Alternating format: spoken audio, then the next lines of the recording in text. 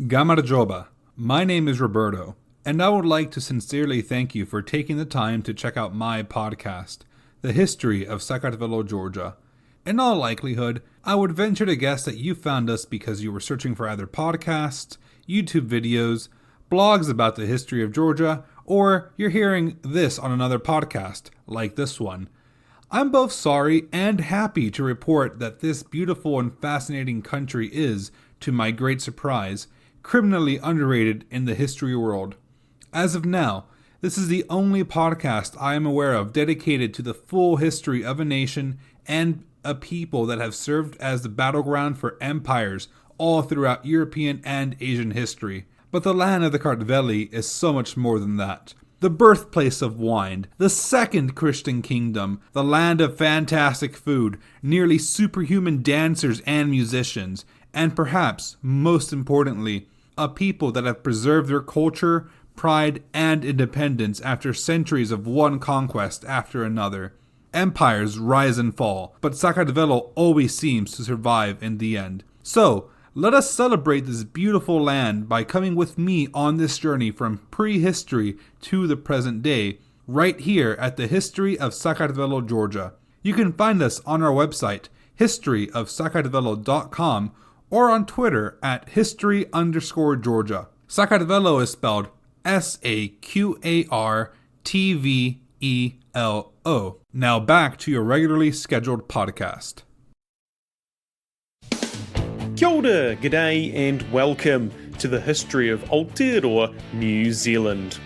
Episode 104, War in Heaven.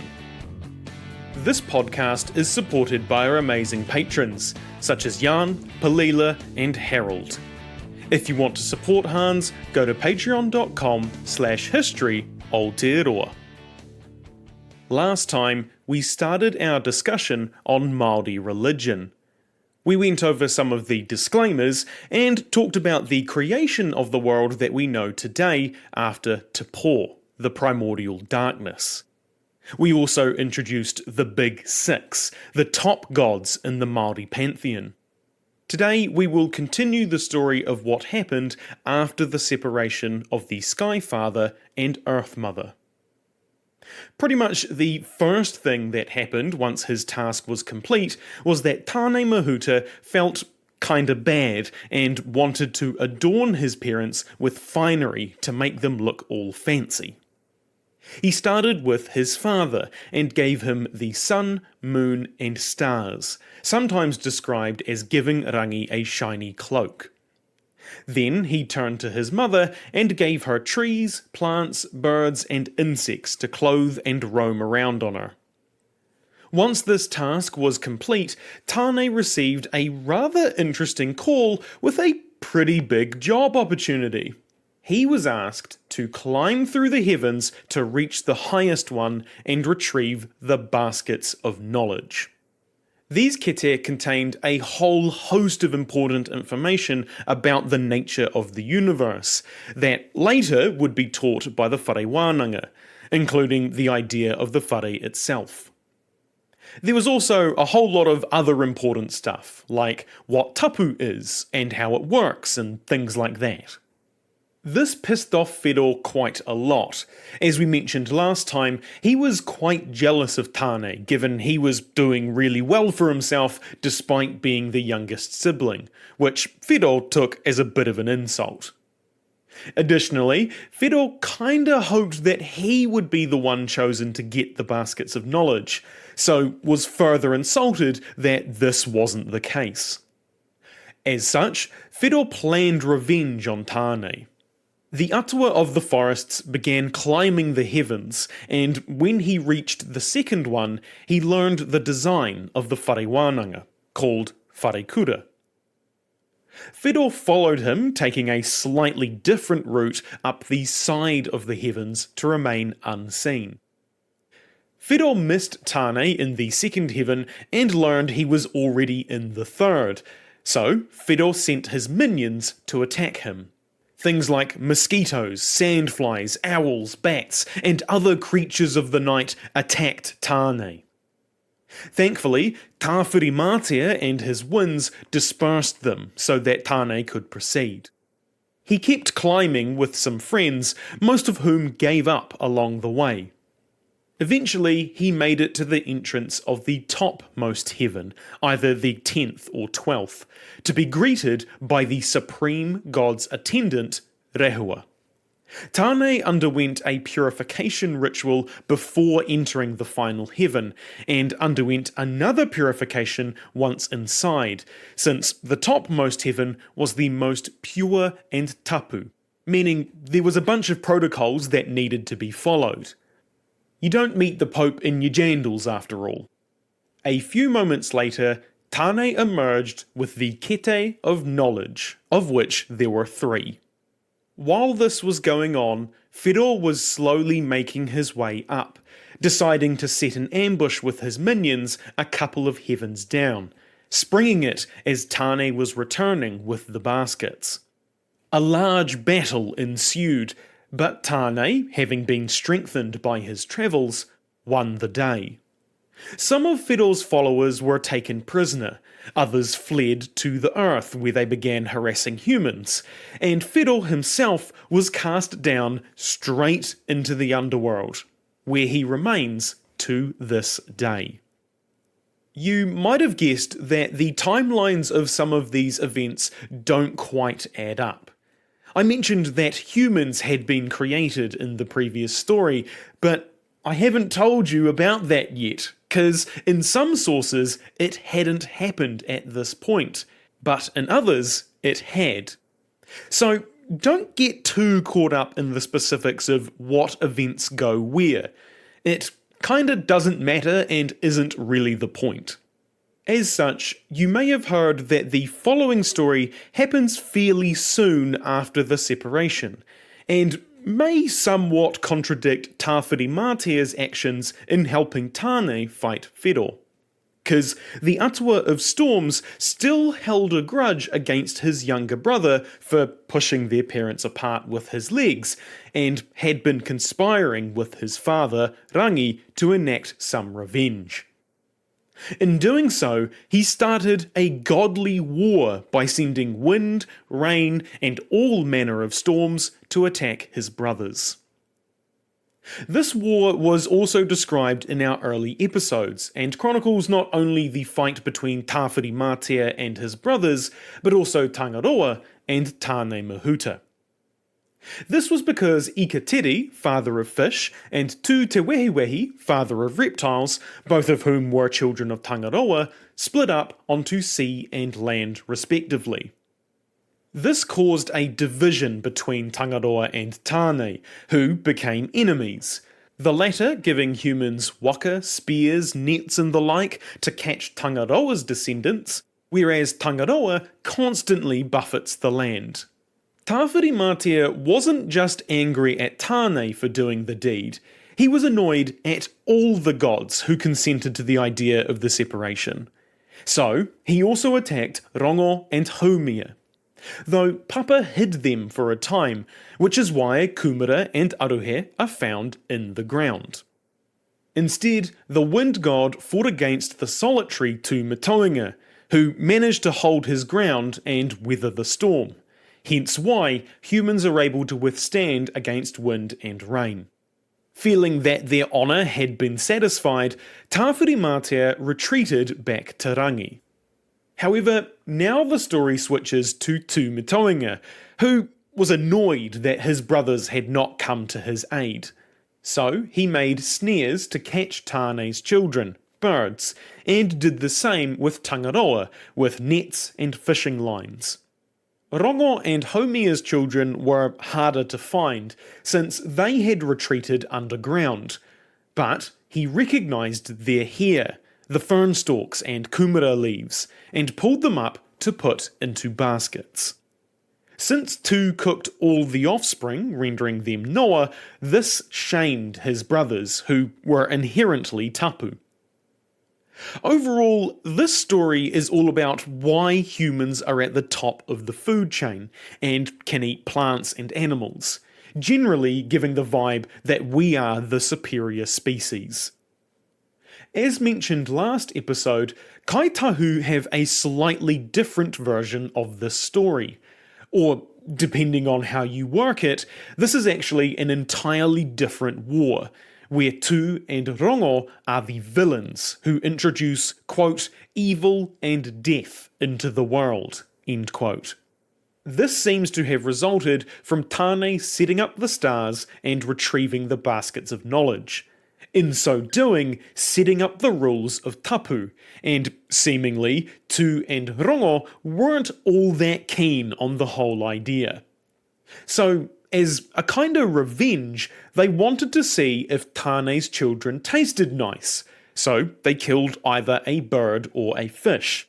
Regardless of whether it's a bird or a fish, Tu and Rongo offer up the cooked animal to Rehua, who took it not knowing what it was.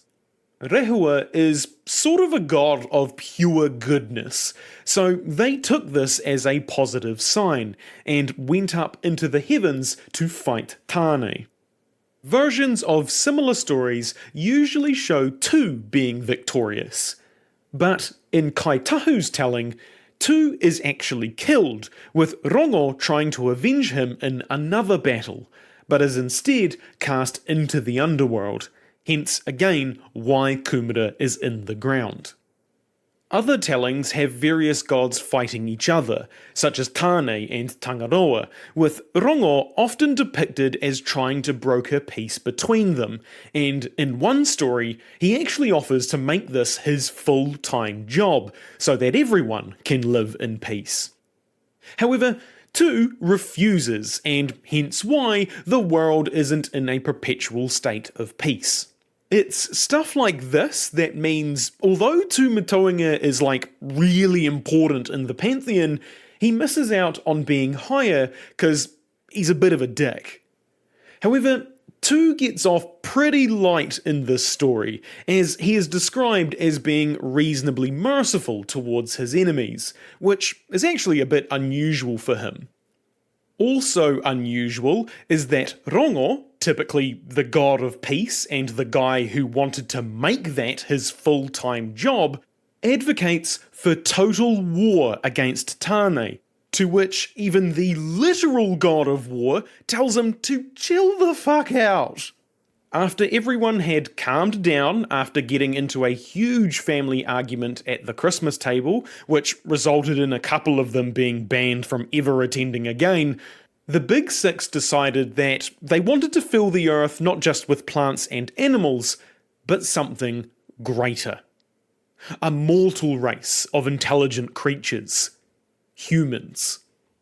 There was a couple of problems with this, as the only way to create life was to, well, adults, you know, and kids, ask the adults.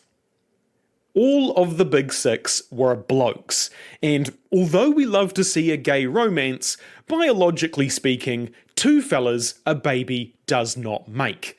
So they needed to go out and find a woman that was willing to sleep with one of them and be the mother of a new mortal race. But that's where the other problem came in, because the key word there was mortal. The Atua didn't want to create just another race of immortal gods, which is normally what happened when they did the nasty. That's how most of the lesser gods and personifications of various things had come into being. For example, Hine Nui Te Po, the goddess of death, was Tane's daughter. It isn't clear why they wanted the new race to be mortal, but one can assume it was somewhere between jealousy, desire for worship, power, and all that sort of stuff. So, because of the mortal requirement, a lot of the obvious candidates for a mother were eliminated, such as the denizens of the upper heavens. Additionally, they wanted a woman that was connected to the earth rather than the heavens. So, the gods went across the world looking for Uha, the female element, but they didn't have any success. Instead, if the gods couldn't go out and find Uha themselves, they would have the Uha come to them. They instructed females of every species to come before them and give birth in front of them to see how suitable they would be. They went through all sorts of different animals who showed them how they gave birth and presented the gods with their offspring. The most notable of these were the female lizards, who, of course, gave birth to eggs. The reaction in the room must have been quite dramatic, because all of the Big Six found that just way too weird. So they told them to stop, as that was only for birds. Hence why, here in New Zealand, lizards give birth to live young. However, tuatara had been produced by the first egg, so it was determined that they were allowed to continue the practice. Some versions of this story have Tane being what I can only describe as a fuckboy and mating with lots of different women with the intent to get them pregnant. But none of the offspring ended up being mortal. For example, he mated with Hine Tu Maunga, the mountain maid, and she gave birth to Parawhinuamea, the personification of water. His escapades during this time also produced lots of plants and animals, like Mātai, Tautara, Tawa, Hino, Maere, Rata, all insects, Tui, Weka and Aruhe for some reason. These were from about 10 different women, but none of them had the uha to make ira tangata, human life. After having not much luck, and in some versions Tane being told during his journey to get the kete that he wouldn't find what he seeks unless he creates it, the gods decided to make a woman out of clay, using their own image as a basis. Punaweko, the personified form of birds, was said to provide the hair. Tāwhiri Mātea provided the lungs. The ability to think was provided by the personified forms of thought in the upper heavens, and the supreme god was said to have provided the wairua and blood. Other gods provided organs, limbs, or abilities to the woman, but Tane provided the most important of all, the breath of life. And once he had done so, the woman sneezed in response. This is where hongi comes from. After the first woman, Hine Ahuone, was created, she was taken to a sacred place, and through ceremony had the tapu removed from her. Tane took her as his wife, and had many girls with her, one of which he also took as a wife, Hine Titama, the dawn. However, Tane wasn't very upfront with her about her parentage, namely that her husband was also her dad. She would ask numerous times who her father was, and he would deflect the question, until one day his reaction gave it away. Saddened, she decided to spend her days in Papa at Rarohenga, the underworld. As you do when you sometimes run away from home, she changed her name, and it's one we are very familiar with. Hine nui te pō, death. She told Tane that he would bring their children up in the day, and she would drag them into the night.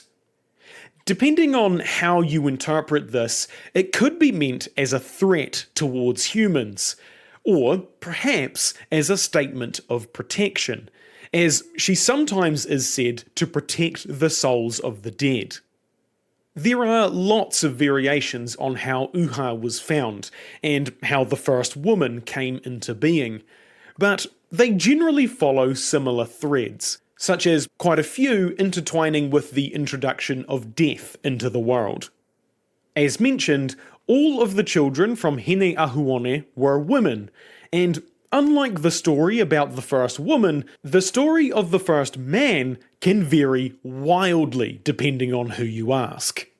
Usually though, the creator of the first man is accredited to Tane or Tu. However, sometimes it is said Tiki is the creator of the first man, which is interesting because he is also often said to actually be the first man. Best claims that the belief that Tu was the creator of men was a minority belief. However, I would say most popular stories you read in books today feature him in the creator role, especially since he is often seen as the god of humans, and is most often aligned with their interests in various stories. In his version, Tu basically copies the blueprint set by the cooperative efforts of the other gods that resulted in Hine Ahuone, but instead made it male instead of female. So, by that logic, Tūmatoenga was the first surgeon to give top and bottom surgery, which, by extension, means the first man was trans by definition. Checkmate, atheists! Anyway, instead of giving this new human life through bodily contact or through breath, as Tāne did to Hine Ahuone, Tu did it, quote, by his power or life force, end quote. So I take that to mean he did it through sheer force of will, which I feel is a very human thing to do. In some accounts, men existed before women, and actually came about before the separation, Tiki springing up from the vines and other plants that existed during that cramped, dark period. In some versions, Tiki is just a bloke, but in others, he is given some god-like qualities, even making another man out of clay, blood, and urine. Some versions also have him as the son of Tāne and Hinetitama. Tiki is often used to represent the most male of body parts, the penis, specifically the erection.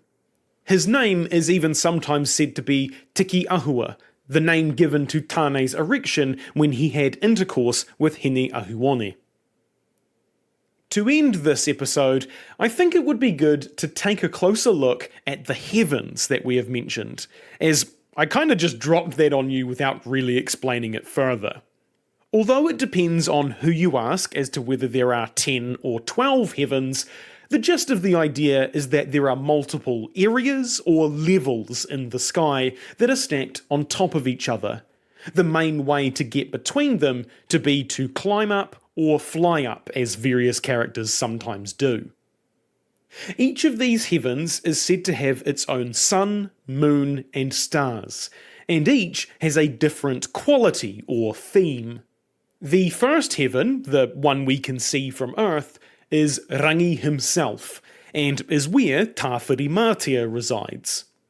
The second heaven is filled with rain and sunshine, while the third is filled with lakes.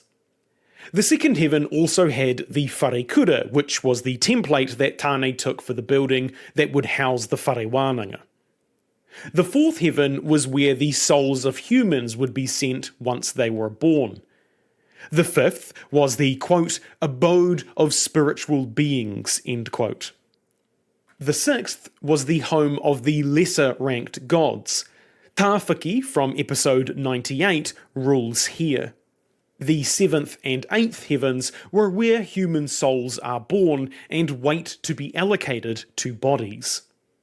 The ninth heaven is where the attendants of the supreme god lived, with Rehua being the leader of the top 4 uppermost heavens. The 10th heaven was the domain of the supreme god himself. Rehua was said to reside in the uppermost heaven with this supreme god, and was also seen as a fairly significant being, possibly nearing the supreme god in power. He was said to have long flowing locks with lightning emitting from his armpits. He is generally seen as a benevolent atua, and is sometimes described as a child of Rangi and Papa, and in others he is described as the god of the 10th heaven. The lower heavens were generally more chaotic than the higher ones, having lots of rain, lightning, wind, and snow. As such, any souls that rose into the heavens tended to want to get beyond them and into the higher ones. To get into the topmost heaven, there was only one door, called Te Pū Moto Moto o Tiki Tiki o Rangi, and only a select few were allowed to freely walk through it, one of those being rehua. Anyone else had to ask permission, including the departmental gods, like Tāne Mahuta did when going to get the kete. If someone was deemed worthy to enter, they first needed to be purified in Tāwhirirangi, a sacred house where such rituals would be performed. This house was guarded by the fiercest winds of the second-most upper heaven. The heavens aren't just filled with wind, rain, and chaos, though. There are other denizens who live there.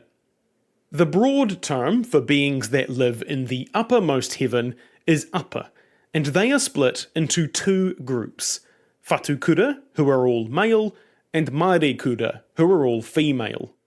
You may also hear them by their full name, Te Apa Whatukura and Te Apa Marekura.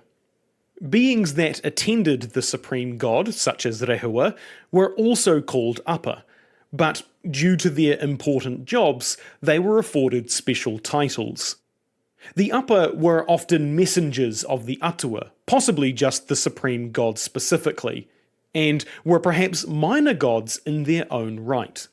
Some of the Whatukura helped Tāne in his quest for the kete, Rehua obviously being one of them. There are other groups of beings in the other heavens, but they follow this basic pattern of being split into men and women.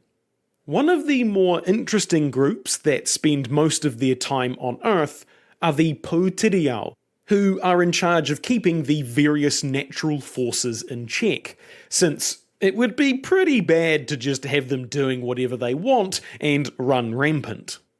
They also ensured that there was cooperation in nature so that various things could flourish and be kept in order, such as ensuring the stars kept their normal course in the sky, or that the ocean currents kept moving, or that the winds, rain, and lightning didn't turn on Papatuanuku.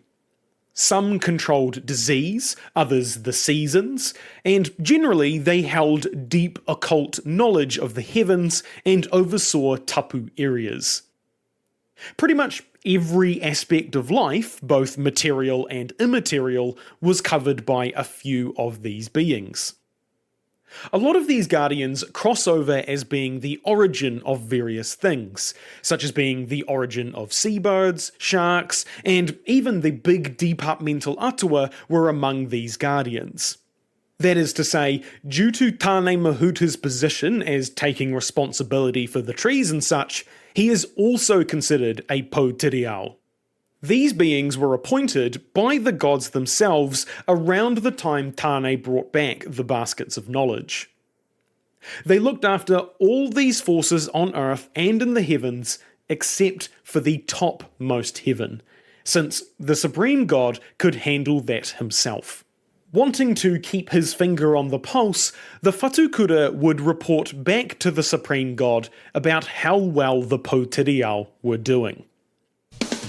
Next time, we will delve into this mysterious figure that I've been hinting at all episode. Who is this supreme god? Where did he come from? I've never heard of him. You probably haven't. So we will talk all about him in the next episode. If you want to send me feedback, ask a question, suggest a topic, or just have a chinwag, you can find my email and social media on historyaotearoa.com. Aotearoa spelt Aotearoa. You can also find helpful resources there, like transcripts, sources, and translations for some of the te reo Māori we have used. You can help support Hans through Patreon, buying merch, or giving us a review. It means a lot and helps spread the story of Aotearoa New Zealand. As always, haere tū atu, hoki tū mai. See you next time.